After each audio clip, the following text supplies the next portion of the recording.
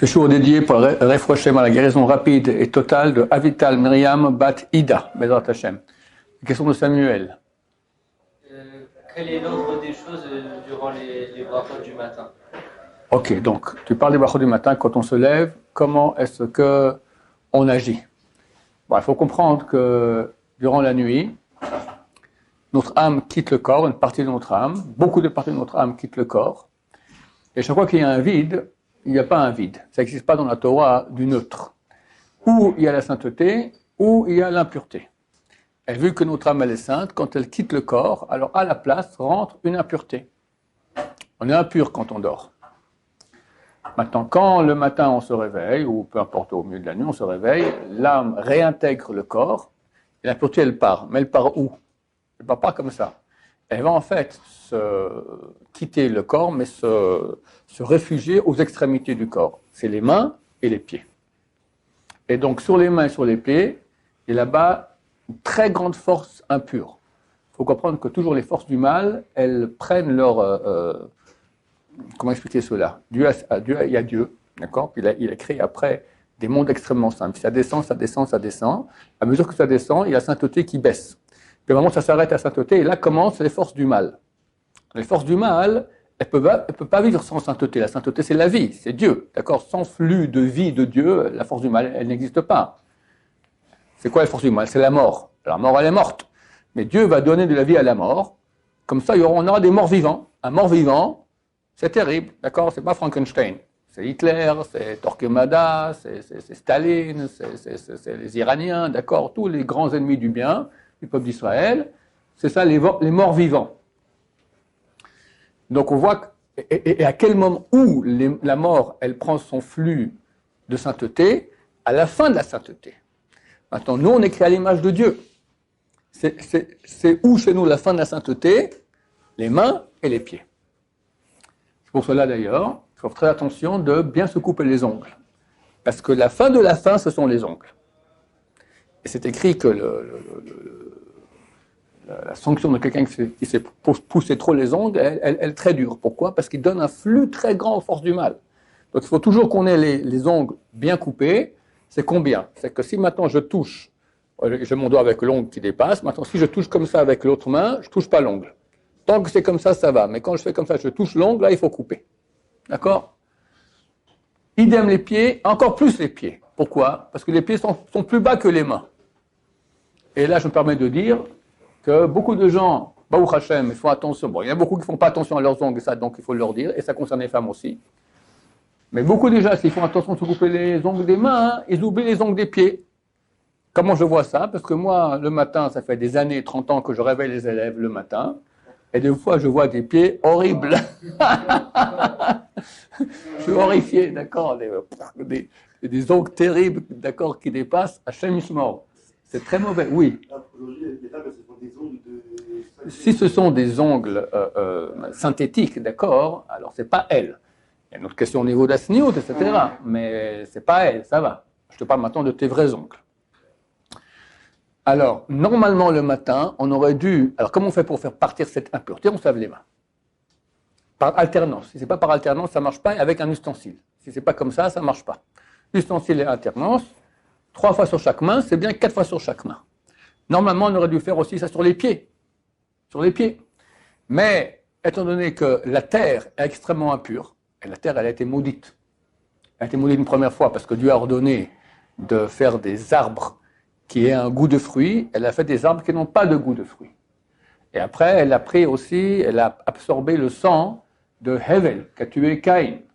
Vous me direz, mais depuis quand la terre, elle a un libre choix? C'est une autre question profonde, peu importe, on n'en parle pas, mais elle est impure. Le seul endroit au monde où la terre est moins impure, ou presque pas du tout impure, c'est l'endroit du temple. Et effectivement, l'endroit du temple, les Kohanim à l'époque, avant de faire le service sacerdotal, donc le service Kohanim au temple, faisaient un Netlat Yadayim aussi aux pieds. Comment ils faisaient? Ils attrapaient avec la main droite, ils attrapaient le pied droit, c'est un peu faire de l'équilibre comme ça, et avec un ustensile, ils versaient de l'eau sur les deux. Et après, avec la main gauche, ils attrapaient le pied gauche, comme ça, il faut tenir sans tomber par terre, hop, ils versaient de l'eau, comme ça, 3 fois de suite. Aujourd'hui, on n'a pas le temple, bientôt on l'aura Bezrat Hashem, donc on fait les Yadayim que sur les mains. Maintenant, si quelqu'un était dormir après minuit juif. Minuit juif, c'est quoi? C'est 12 heures exactes après le zénith. Le zénith, c'est le moment où le soleil se trouve au milieu de sa course, le plus haut. C'est midi, d'accord, mais pas le midi de l'heure de la montre, d'accord, mais le midi astronomique.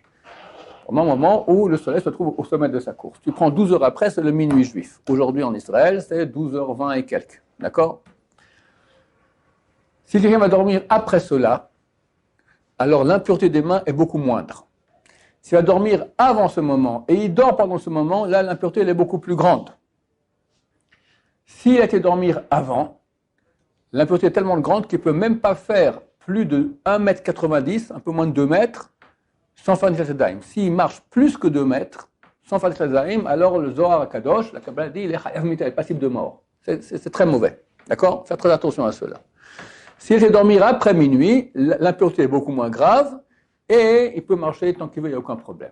De même, il ne faut pas non plus toucher les yeux, tous les orifices, yeux, narines, bouche, oreilles, avec les mains non purifiées parce que c'est mauvais, ça fait des dégâts spirituels.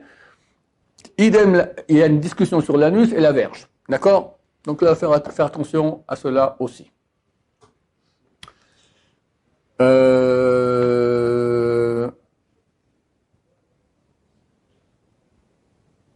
Bon, alors on explique maintenant le pourquoi des choses. Maintenant, le comment des choses. Alors en fait, il y a 3 façons de faire. La façon ashkénaze, comme c'est écrit le Mishnah Berurah. Première chose que tu fais, tu te laves les mains. Si possible, avant même de te lever. Les gens bien, c'est pas obligatoire, mais les gens bien, ils ont 2 ustensiles près de leur lit, un ustensile plein d'eau, un seau qui est vide, et ils se lèvent encore déjà dans le lit, ils se lèvent, ils font Netilat Yadayim, ils versent donc ils se lavent les mains par alternance 3 fois comme 3-3 ou 4-4 pour faire partir l'impureté le plus rapidement possible. Après cela, normalement, quand on fait Netilat Yadayim, il faut faire une bracha. Asher kedeshanu b'mitzvah v'sevanu al Netilat Yadayim. Cette bracha, on l'a fait 2 fois dans la vie, enfin dans deux cas. Le matin, quand on a dormi au moins une demi-heure couché la nuit, même avant le matin, si quelqu'un se lève à 3 heures du matin, il le fait à ce moment-là, d'accord? Et avant de manger une quantité de pain, un volume de 2 boîtes d'allumettes. On fait une Netilat Yadayim avec bracha. Tous les autres cas, on ne fait pas. Beaucoup de gens, des années, ils vont aux toilettes, sortent des toilettes, ils font une Netilat Yadayim. Jamais de la vie. C'est bracha le batalal, c'est une bénédiction en vain, d'accord? Il y a des cas où la halakha a dit qu'il fallait faire Netilat Yadayim. Par exemple, quelqu'un il mange un fruit ou un légume ou quoi que ce soit de nourriture qui est mouillée avec un des 7 liquides. D'accord? L'eau, le vin, qu'est-ce qu'on a encore? Yad shachadam, le sang. Attends, je te rappelle. Alors, yad, c'est yain, le vin. Daled, c'est dvash, le miel. Shachat, shemen, l'huile d'olive, que d'olive. Chet, c'est chalav, du lait. Tête, tal, la rosée. Dam, c'est du sang, et maïm, de l'eau. Si on a un aliment qui est mouillé par un de ces 7 liquides, il faut faire Netilat Yadayim avant de le manger. Beaucoup de gens ne le font pas par paresse pure, mais c'est super important. Celui qui ne fait pas Netilat Yadayim quand on va le faire, alors ne'ekar min ha'olam, il est déraciné du monde, Hashem Yishmor, d'accord? Je ne sais pas où on l'envoie. Donc il faut faire cela, mais sans bracha. On ne fait la bénédiction que pour le lever du matin, après qu'on ait dormi au moins une demi-heure couché dans le lit, et quand on va manger au moins le volume de 2 boîtes d'allumettes de pain. Si on mange moins, on fait un Netilat sans bracha. Et si on mange moins qu'une boîte d'allumettes, on ne fait même pas un Netilat Yadayim, c'est bien de le faire, mais ce n'est pas obligatoire. Et bien sûr, sans bracha. Alors, il y a 3 façons de faire. Première, l'ashkenazim, Mishnah Berurah. Tu te laves les mains. Maintenant, il faut faire la bracha. Mais d'habitude, le matin, qu'est-ce qui se passe? Les choses qui empêchent de faire la bracha, quoi? Tu as la vessie super pleine, tu vas éclater, et tu ne peux pas faire une bracha comme ça. Alors, tu vas aux toilettes. Tu te libères complètement. En sortant des toilettes, tu refais une Netilat Yadayim, et là tu fais la bracha à Netilat Yadayim. Et après tu fais Asher Yatzar, Elokan Neshama, et tous les Birchot Hachar, les bénédictions du matin. Première option. Deuxième option, celle du Rav Yosef. Lui, il dit, c'est un problème que je fasse Netilat Yadayim sans faire la bracha. Parce que j'aurais dû le faire maintenant, après je vais faire autre chose, après je reviens chez Netilat Yadayim, quelque part, elle est morte la bracha. Pourquoi tu refais une bracha alors que c'est la première fois que tu as fait Netilat Yadayim?